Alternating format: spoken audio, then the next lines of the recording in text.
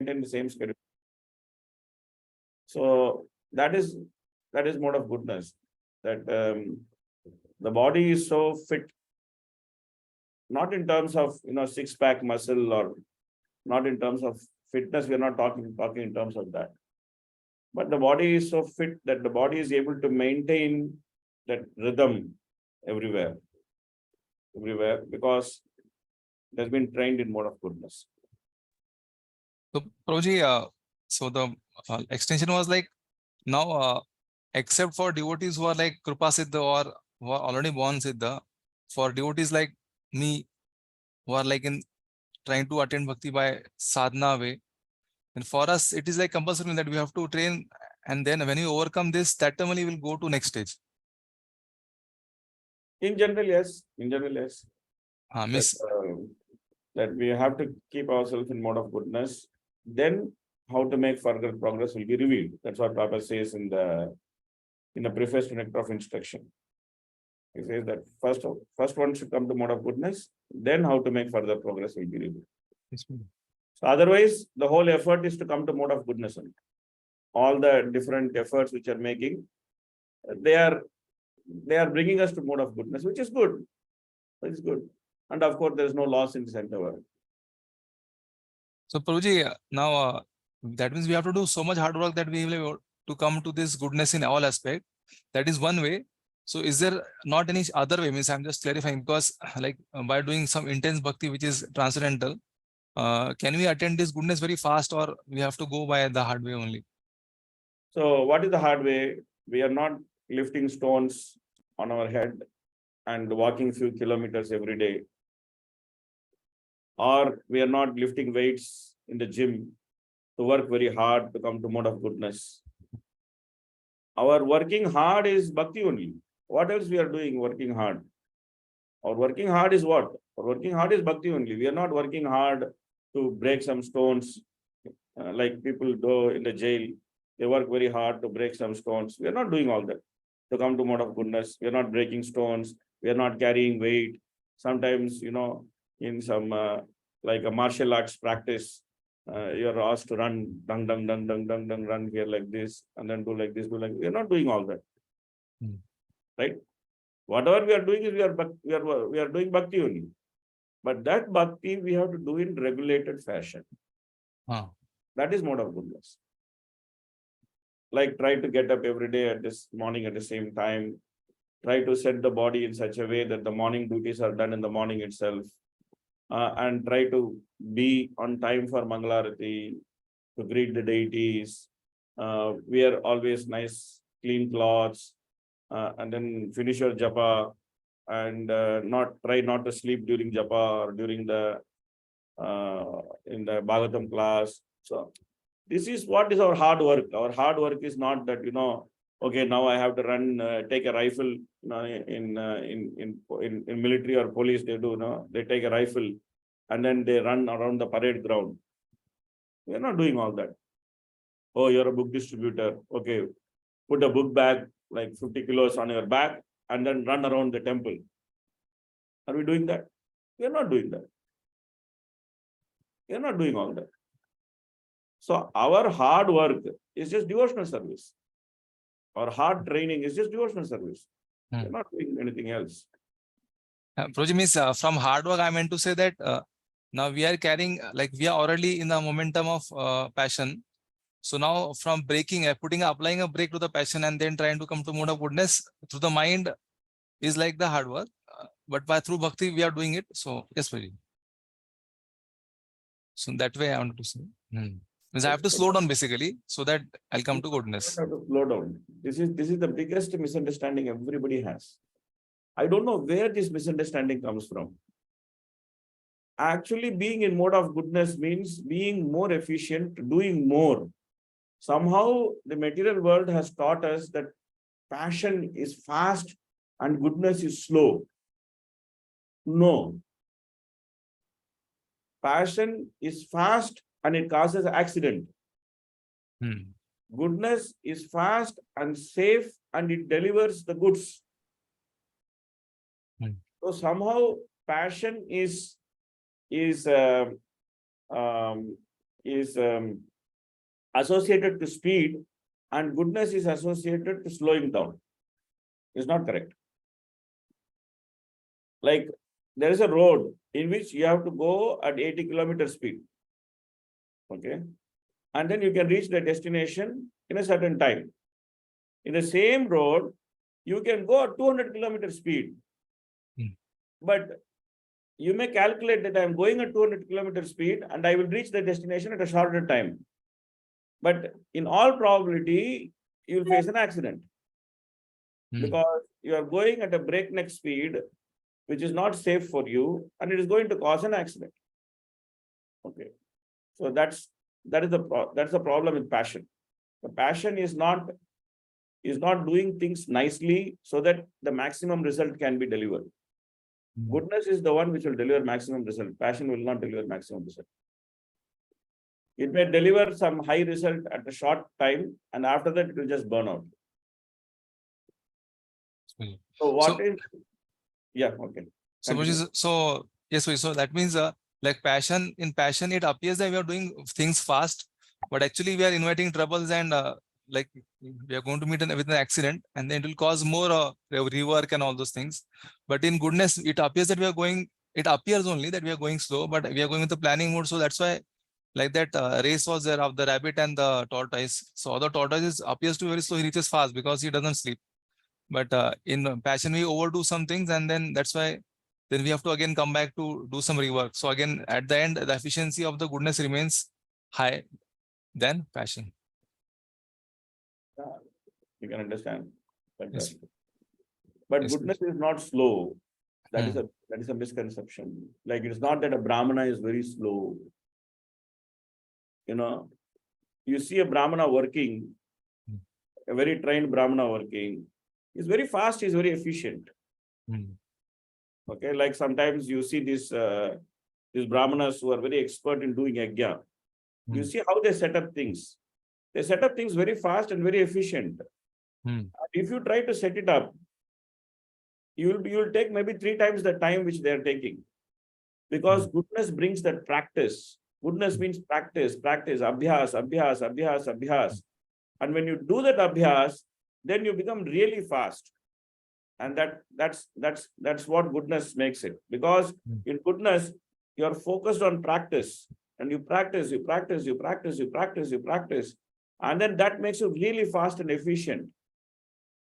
And you know, sometimes, you know, very good mantra chanters, you see, they chant the mantra very fast, but they will not miss pronunciation. They will not miss the matra. They will not miss the meter. They will do it so nicely. To hear it is so sweet. But they are doing it fast. Why? Because they have practiced. That's goodness. That's goodness. So, Prabhuji, goodness means like practicing in the right way, beginning with slow speed so that we get perfection. And then that same thing you practice again and again, then you become expert plus efficient and fast also. Anything, even in passion also, you have to start slow only. It's not that in passion it will start very fast. Even in passion also, anybody who starts to learn anything, they will all start slowly only. Yeah, but like example of... but in passion, there's no focus. In goodness, there is focus. Focus, yes. That is the main difference between passion and goodness. The good example is when you put people to learn mantra. Okay. There are people who are able to focus. They will learn the mantra. The people who are not able to focus, they not learn the mantra. Passion means no focus. Passion means being distributed in all places, no focus. Yes, so that's therefore, the difference between goodness and passion. So therefore, that tradition of practice should be established, like amongst our life only. I can say for me. Yes, we should do that. Then I can come to mode of goodness. Then I can come to Nishtha stage. Yeah. Or anybody can. Anybody can do it. Thank you, Prabhuji. What is that thing which prevents sadhaka from developing intensity? Of course, this has been analyzed by Prabhupada, by different acharyas, and what stops us from developing intensity? That the very thing that contaminated eating, contaminated sleeping, contaminated mating, and contaminated defending. Because when they're all contaminated by the material modes, then we cannot give rapt attention. And when we cannot give rapt attention, then we cannot receive that message properly and then put it into action.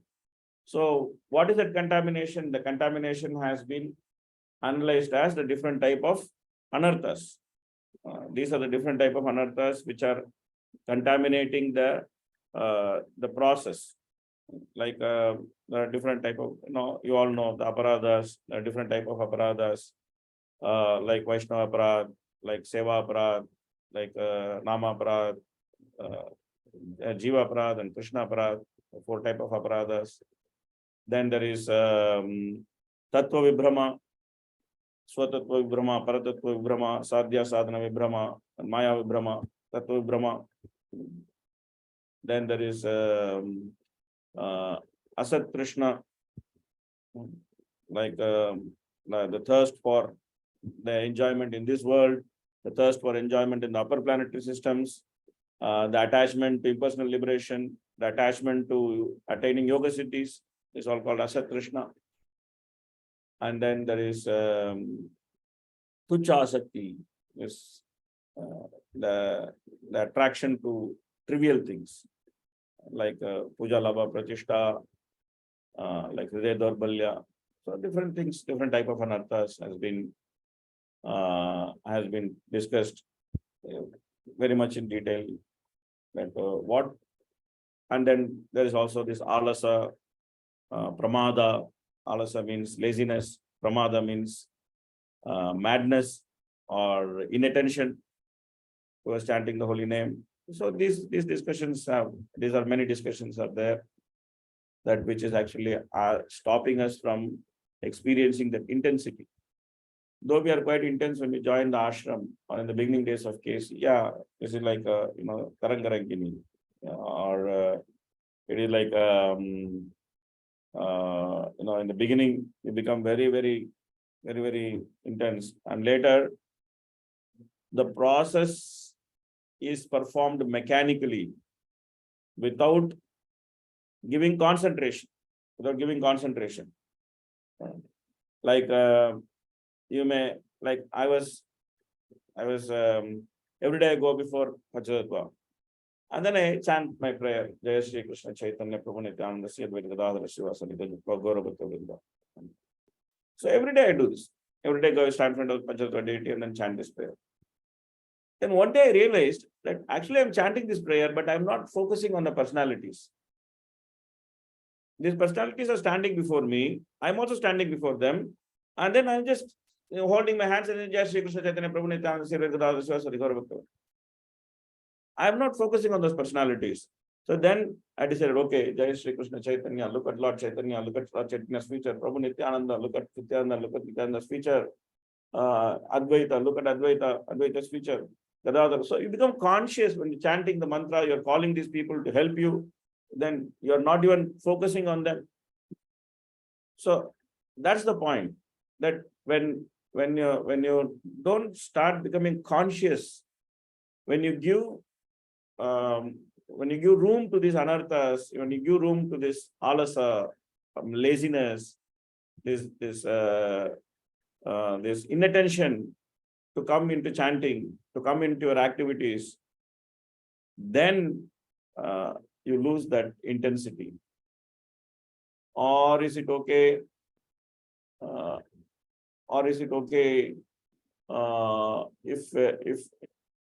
If more than cultivating mode of goodness, I throw away all such analysis and be focused on satisfying my superiors alone on the name of mode of goodness cultivation, sometimes I'm slowed down, increasing my contribution to ISKCON. These are all, I can say, these are all some misunderstandings. Because in order to be focused on something, you need mode of goodness. That's mode of goodness. Vyasayatmika buddhi ekeha kurunandana bahushakahi anantascha buddhayo avyasayinam. The very fact that you want to be focused on something, that is mode of goodness. That you're not distracted from anything. Not that your superior gives you an instruction, you're doing it for some time, and then you get bored with it, and then you're looking for already some other service or some other instruction, oh, I'm doing this for such a long time, I'm just bored with it, so I want something else.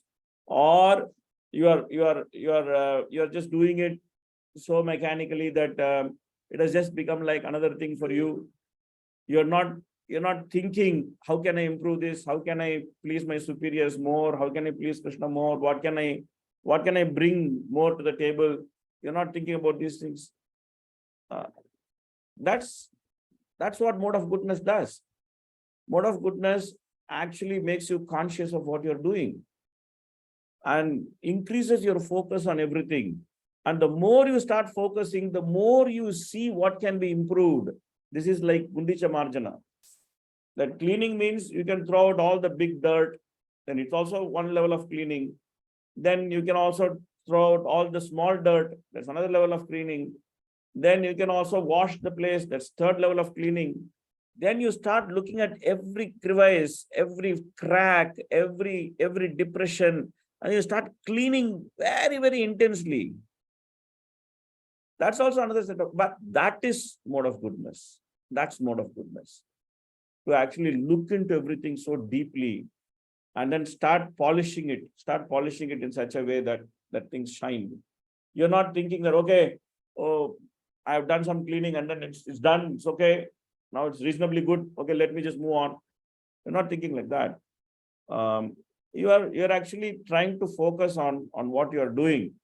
And at the same time, you have many services assigned by your superiors. Every service you're focusing like that. Normally, what happens when you have multiple services? When you're doing one service, you're thinking about the other service. And when you're doing other service, you think about the other service. So you are never thinking about the service which you are doing. You're always thinking about another service. My wife used to come and tell me this. She used to tell me, oh, while I'm cooking, I'm thinking what I'm supposed to do next. I'm supposed to make garland, I'm thinking about. And when I'm making garland, I'm thinking about, no, next I'm supposed to give class. Then I told her, please focus on what you're doing. That always focusing on something else which you are supposed to do, that's passion. Or focusing on something else which you already done, that's ignorance. Focusing on what you are doing is goodness. That's very much required. If you want to follow the instructions of your superiors properly, that's very much required. Because you are very much there when you are doing what you are doing. That's very much required. I can't keep doing this class and thinking about what I should do next. Of course, I can do that. I can think that, oh, next time I'm supposed to start a meeting, let me just close this class, let me run. I don't know. I can think like that. I can think that, okay, it's okay, just finish it and run away. Or I can focus on this class and then try to see what I can give answer, how we can deal with this thing. That's mode of goodness, to be focused on what you're doing. So Prabhuji, one way we can say is that earlier we were in mode of passion, or generally we are in mode of passion. So we have taken so many services. So that's why the mode of passion makes us one thing is that a person has some capacity. So he should take services as per his capacity. He should recognize his capacity and he should take that much services so that he can remain himself as per his capacity in mode of goodness. But if somebody takes services more than his capacity, then again he's forced to be in passion. Is it? We should always do something which is little bit more than what we can do. Yes, Prabhuji. We should not just do what is comfortable for us. But we should not do something which is too much more than what we can do. Okay. Yes, Prabhuji. We should also understand that there is Shreya Kairava Chandrika Vitaranam, there is Vidyavadu Jivanam. What is that? When you try to increase your services, then Krishna also increases your ability to do services. So you should also try to recognize that. You should not just, try to be happy that, okay, I'm doing this, I'm doing this, I'm doing this, I'm doing this, I'm doing this. Because this is what my capacity. That means you're not depending on Krishna, you're depending on yourself. Like, Karmika and Yogi, they are simply depending on themselves. They are not depending on Krishna. That's why we are chanting Mukam Karoti Vachalam Pangalanga Nityapatamaham Mande Shri Gurundina Karanam Paramananda Madhavam Sri Chaitanya Mishram. Why? Because we understand that we have a certain capacity, but that capacity can be expanded and extended by Krishna unlimitedly. So while we recognize our capacity, we also recognize Krishna's ability to expand that capacity. And then when Krishna expands that capacity, then we are able to engage ourselves in services according to that expanded capacity. So that's another thing which you should always remember. Not always think that I am the center of the doing process. Yes, Prabhuji. That's always there in material world, that I am the center of everything. I am the center of the doing process. So I am the doer. So I know my capacity. I will only do up to this much. But there's also Krishna. Hmm. And he happens to be Supreme Personality of Godhead. What to do? So then we should also let room for him to do things what he has to do. There's a balance which we need to take. That means we should not take too much things also, but we should take so much things that which we should be little more than our capacity so that we can make progress always. Yes. And we'll have faith and dependence on Krishna also. My superior gets displeased whenever I function in mode of goodness, according to my understanding. So you should clear your understanding. His mode of goodness looks like highly passionate to me. How to understand? You should ask him that your mode of goodness looks like highly passionate to me. How do I understand? These are serious questions to ask to superiors, because that's what Krishna consciousness is all about. Bodhayanta parasparam katayanta stamam nityam tushyanti charamanti cha. That's what it is all about. And when we are superiors, we should also give time to them to explain these things. You know, if someone is feeling something like that, then we should also explain. We'll give time to explain, and we should ask superiors, and we should ask them, you know, in a nice way. Tadvidhi pranipatena pariprashnena sevaya, all that is there. So we should ask them in a nice way, and then try to get some knowledge and realization from them. Definitely they will talk, they will explain, they will do it. So this is the process. We should do this process. But it's not limited to here. I have generally seen across different groups of devotees, I have always seen that people have big misunderstanding about mode of goodness and mode of passion. One devotee was arguing with me, without passion, I cannot do Krishna consciousness. So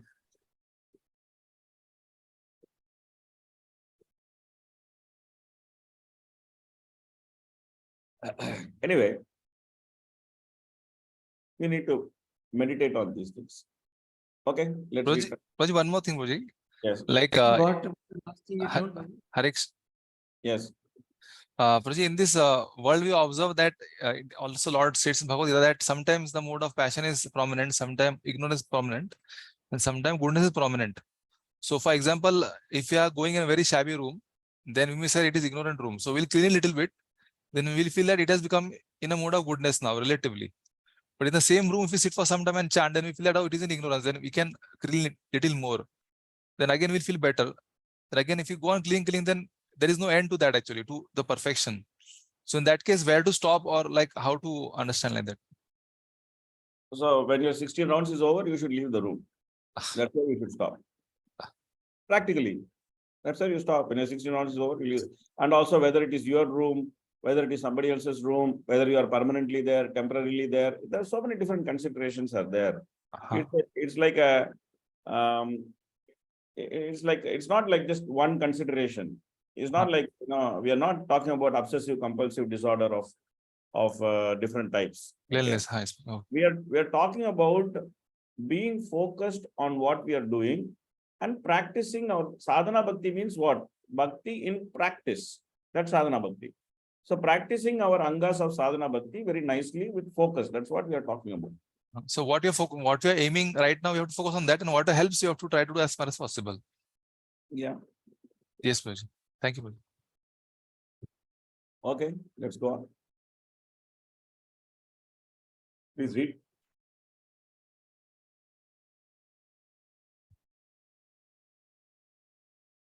I didn't share. Share.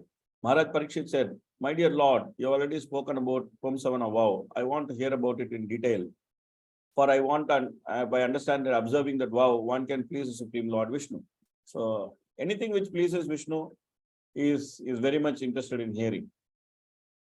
So Sukadeva Goswami also explained. Sukadeva Goswami said, on the first day of the bright fortnight of the month of Arghayana, November, December, following the instructions of her husband, a woman should begin this regulative devotional service with a vow of penance, for it can fulfill all one's desire. Before beginning the worship of Lord Vishnu, the woman should hear the story of how the Marus were born. Under the instruction of qualified Brahmanas, in the morning, she should wash her teeth, bathe, dress herself with white cloth and ornaments, and before taking breakfast, she should worship Vishnu with Lakshmi. She should then pray to the Lord as follows: My dear Lord, you are full in all opulences, but I do not beg you for opulence. I simply offer my respectful obeisances unto you. You are the husband and master of Lakshmi Devi, the goddess of fortune, who has all opulences. Therefore, you are the master of all mystic yoga. I simply offer my obeisances unto you. Hmm.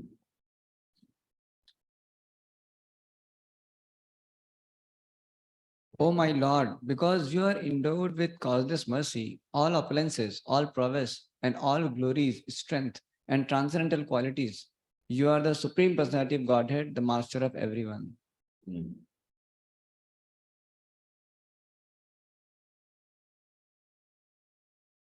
After profusely offering obeisances unto Lord Vishnu, the devotee should offer respectful obeisances unto Mother Lakshmi, the goddess of fortune, and pray as follows. O wife of Lord Vishnu, O internal energy of Lord Vishnu, you are as good as Lord Vishnu himself, for you have all of his qualities and opulences.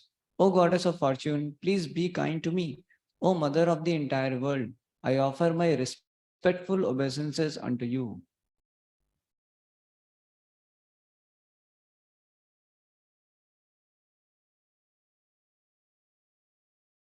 My Lord Vishnu, full in six opulences, you are the best of all enjoyers and the most powerful.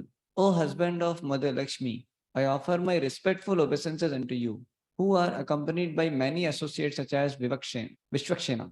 I offer all the paraphernalia for worshipping you.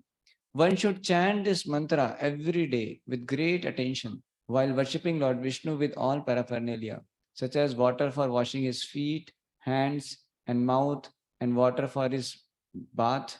One must offer him various presentations for his worship, such as garments, a sacred thread, ornaments, scents, flowers, incense, and lamps. Shukadev Goswami continued, after worshipping the Lord with all the paraphernalia mentioned above, one should chant the following mantra while offering 12 oblations of ghee on the sacred fire. Om Namo Bhagavate Mahapurushaya Mahavibhuti Pataye Swaha. Okay, next.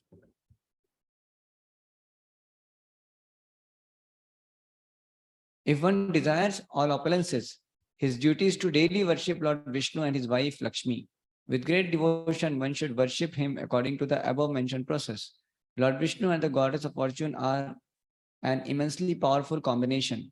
They are the bestowers of all benedictions and the sources of all good fortune. Therefore, the duty of everyone is to worship Lakshmi Narayan.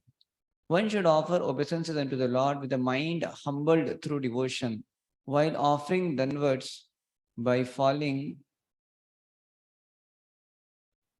on the ground like a rod. One should chant the above mantra 10 times.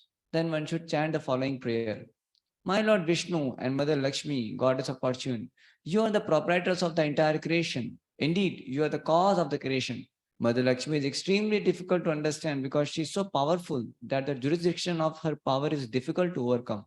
Mother Lakshmi is represented in the material world as the external energy, but actually she is always the internal energy of the Lord. My Lord, you are the master of energy, and therefore you are the supreme person. You are sacrifice, yagna, personified. Lakshmi, the embodiment of spiritual activities, is the original form of worship offered unto you, whereas you are the enjoyer of all sacrifices. Mother Lakshmi, who is here, is the reservoir of all spiritual qualities, whereas you manifest and enjoy all these qualities. Indeed, you are actually the enjoyer of everything. You live as the super soul of all living entities, and the goddess of fortune is the form of their bodies, senses, and minds. She also has a holy name and form, whereas you are the support of all such names and forms and the cause for their manifestation.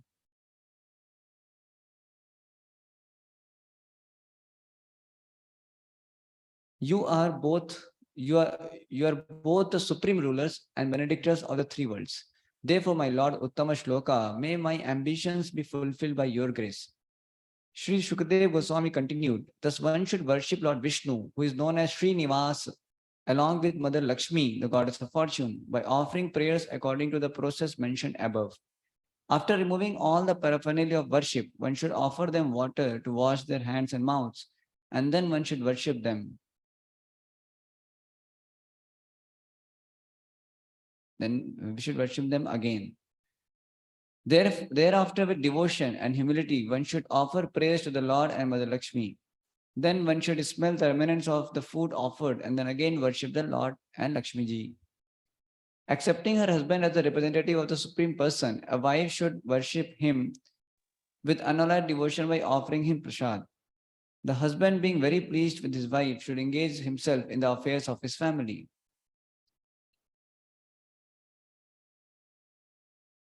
Between the husband and wife, one person is sufficient to execute this devotional service. Because of their good relationship, both of them will enjoy the result. Therefore, if the wife is unable to execute this process, the husband should carefully do so, and the faithful wife will share the result. One should accept this Vishnu Vrata, which is a vow in devotional service, and should not deviate from its execution to engage in anything else. By offering the remnants of prasadam, flower garlands, sandalwood pulp, and ornaments, one should daily worship the Brahmanas and worship women who peacefully live with their husband and children. Every day, the wife must continue following the regulatory principles to worship Lord Vishnu with great devotion. Thereafter,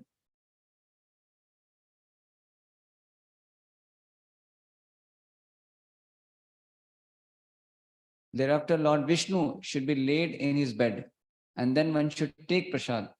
In this way, husband and wife will be purified and will have all desires fulfilled.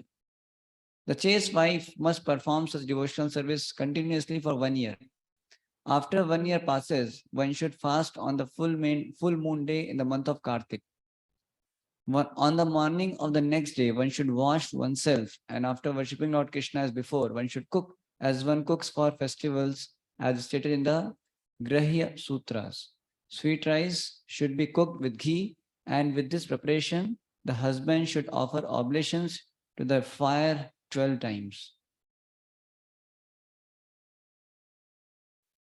Thereafter, he should satisfy the Brahmanas. When the satisfied Brahmanas bestow their blessings, he should devotedly offer them respectful obeisances with his head, and with their permission, he should take prasad.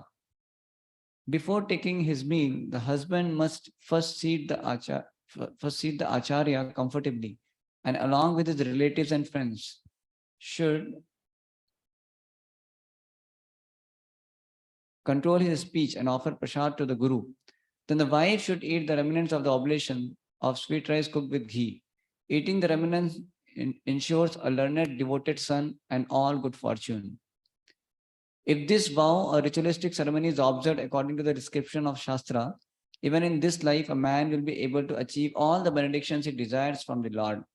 A wife who performs this ritualistic ceremony will surely receive good fortune, opulence, sons, a long living husband, a good reputation, and good home.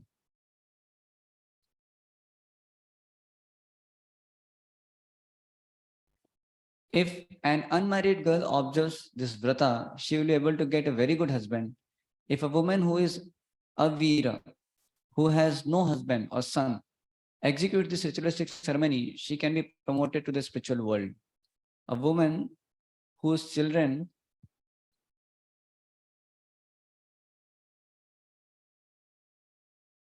have died after birth can get a child with a long duration of life and also become very fortunate in possessing wealth.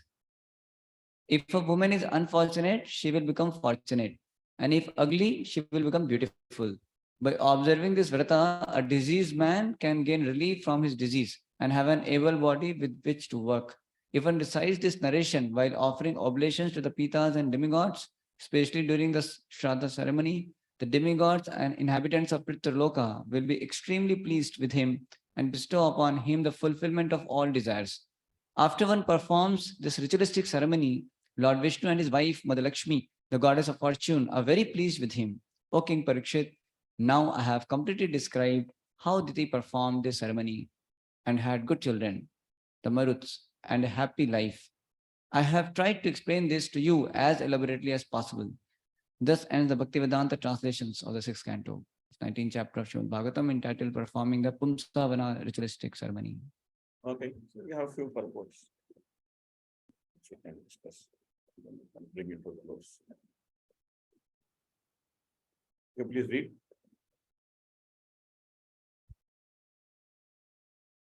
Therefore, therefore, a pure devotee will not ask anything from the Lord.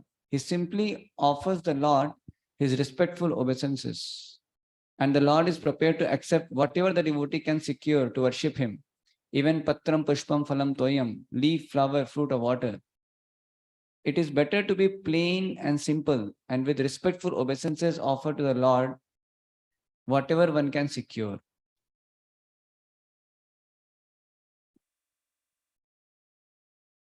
Even though the Supreme Personality of Godhead is endowed with all possessions and is self-sufficient, he depends on his devotees. Therefore, the relationship of the Lord with his devotees is extremely confidential. This is explained as Saragasyam. Sri Chaitanya Mahaprabhu was quite competent enough to spread his name and mission all over the world, but still he depended upon his devotee to do this work. Considering all this point, the most important aspect of the Supreme Lord's self-sufficiency is that he depends on his devotees. This is called his causeless mercy. The devotee who has perceived this causeless mercy of the Supreme Personality of Godhead by realization can understand the master and the servant. Yeah, so this is what explained by the Chatushloki. In the introduction to Chatushloki as Saragasyam, there is a secret. How the Lord is supreme, and at the same time he is dependent on the devotees. That loving relationship where the Lord actually creates some self-created dependence on the devotees. That is Sarahasya. And to accept that dependence and to accept the supremacy of the Lord at the same time is the secret of devotional service.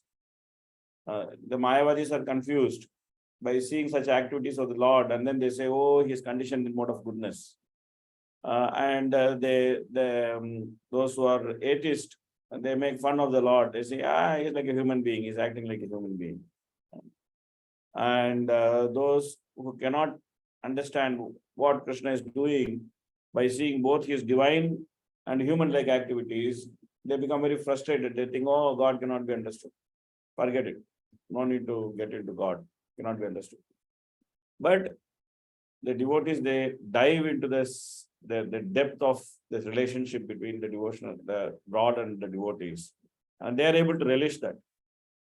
So that's why it is called a secret, Sarahasya. Okay, please read. One cannot keep Lakshmi in one's home without Lord Vishnu. To think that one can do so is very dangerous. To keep Lakshmi on the riches or to keep Lakshmi or the riches of the Lord without the service of the Lord is always dangerous. For then Lakshmi becomes the illusory energy. With Lord Vishnu, however, Lakshmi is the spiritual energy. So if you try to approach Lakshmi alone, she becomes Durga. She just destroys. This Guruji, is that what you explained in the previous verse, the explanation of that karmis and dhyanis, I did not understand. Can you please repeat once? So the Lord's activities are very bewildering to all these people. Okay. So some of them take the Lord's activity as the activity as a common man. Okay. They think that he is a common man. He is a man who is, when Brahman is influenced with mode of goodness, that's how comes Brahman comes. They think like that. They think it's common man. Then there are others who see both the divine activities of the Lord and also his human-like activities of the Lord. So they cannot figure out that he is Supreme Lord, and they become very frustrated. They think, oh, it's very difficult to understand what is God, how is God, and all these things. Okay, then they become agnostic. So agnostic means those people are frustrated with the conception of God, and they don't want to do anything with God. So therefore, they become agnostic. So they're like that. There are different people. The atheistic people who think that God is simply a man, and they think that they can overcome God by power and by influence and everything. They think, oh, what is this? He is just afraid of Yashoda's stick. So I can kill him.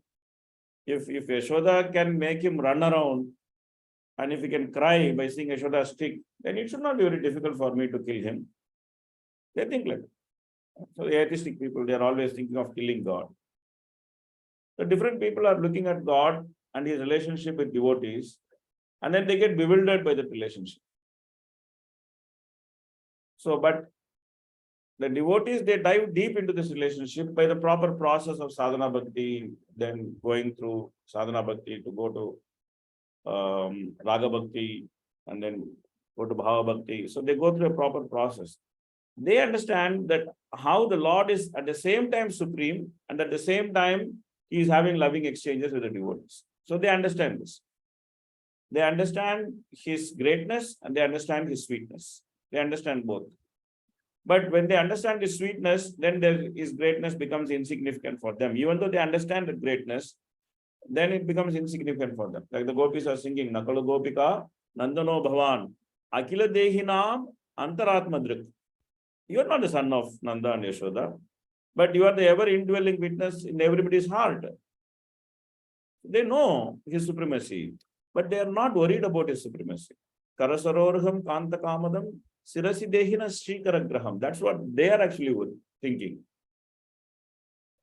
That when he will touch us and when our distress will be removed by his touch. That's what they are thinking. So, even though they understand the opulence, but they also are overtaken by his sweetness. So that's why it's called Sarasasya.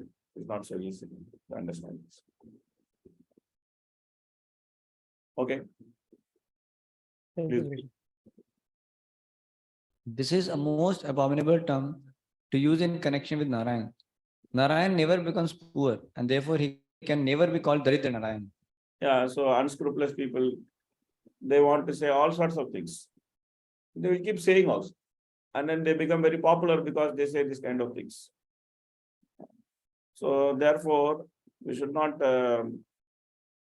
think that, oh, this man is a great man, he is a yogi, he is a Paramahamsa, he is this man, that man. They are all number one rascal. Neither Paramahamsa nor yogi.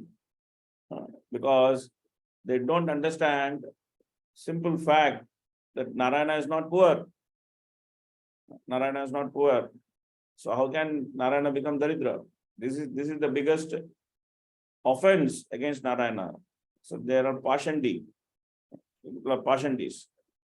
So, but they are going around in the society as some big spiritual people like that and this, things like that. Useless guys. Whom do Swaminarayan people address as Narayana Prabhuji? They address each other also as Haribhakta or something like that they say. I have asked them, I directly asked them, like, whom you are addressing as Narayana? They are saying that one of them said, oh, our Guru. I used to remember those things before. Because I was in the Middle East and there were so many Swaminarayan people there. So I used to preach. So, for preaching, I used to remember all those things. Now it looks like mind has gone blank. They have like three conceptions they have. Sometimes they say this is Krishna and Arjuna, but actually they are actually their guru. There are three gurus are there. So then they are just addressing their gurus. And this person who called himself as Narayan, Swaminarayan, their highest teaching is to be in mode of goodness. And then to follow the four relative principles. That's what he taught them. He didn't teach them any devotional service or anything. He just taught them to be in mode of goodness and follow four relative principles. So, but they have very, in one way they are impersonalist because they are considering a human being as God and they are praying to him as God.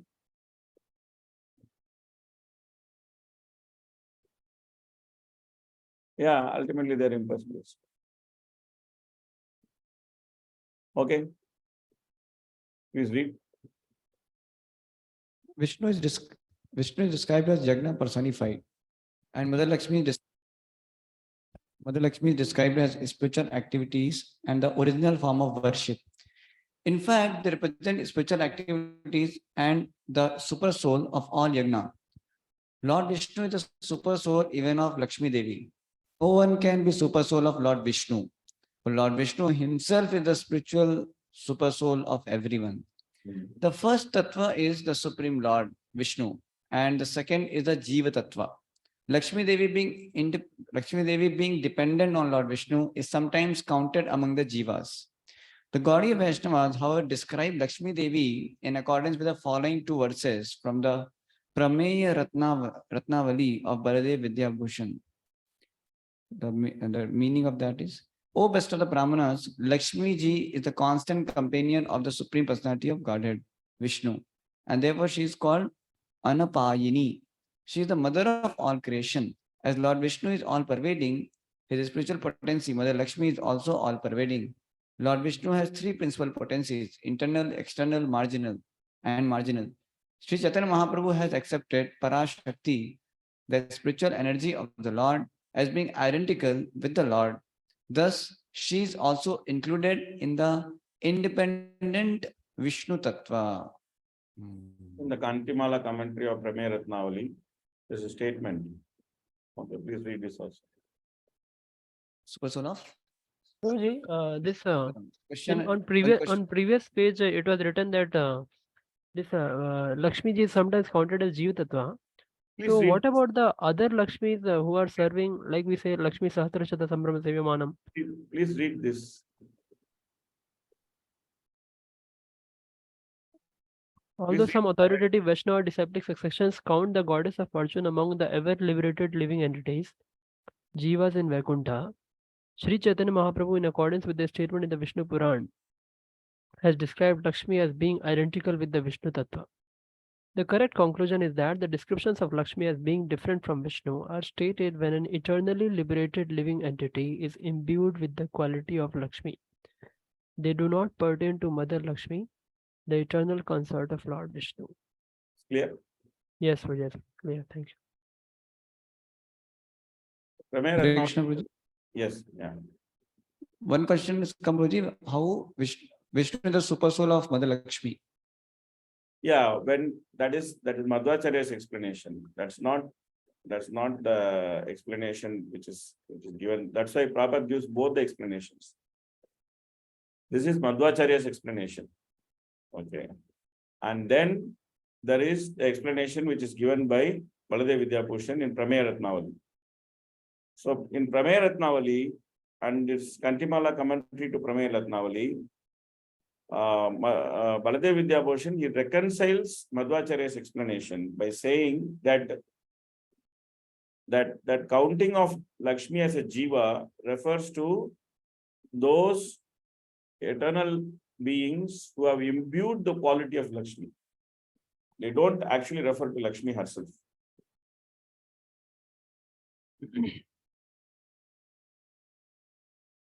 So that's how Baladev Vidyabhushan has reconciled both the statements.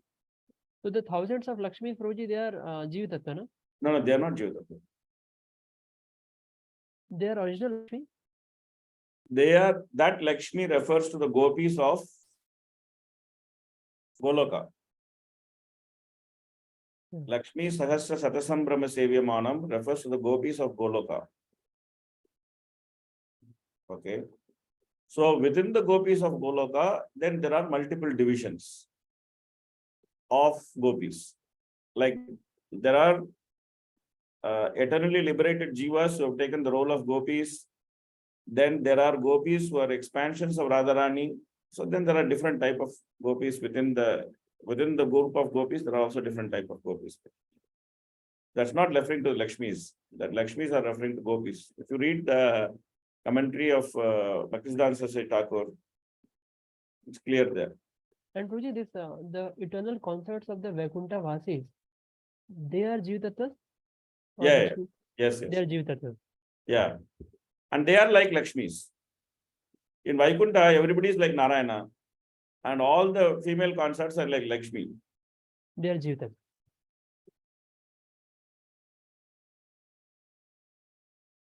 Okay, so that brings us to the end of this chapter, this unit, since the Bhaktivedanta purports of 6th canto, 19th chapter of Srimad Bhagavatam, entitled Performing the Pumsana Ritualistic Ceremony. End of 6th canto, Hari Om Tat Sat. Okay, thank you very much. Thank you for your attention. Thank you for your company. And Thank you for your association. It's always very nice and regenerating to be in company of all exalted devotees like yourself and discuss Bhagavatam. Always is welcome for me. So thank you for giving me one more opportunity to be with all of you and to discuss Bhagavatam. Hare Krishna. Hare Krishna. I will then we'll meet again. Hare Bol.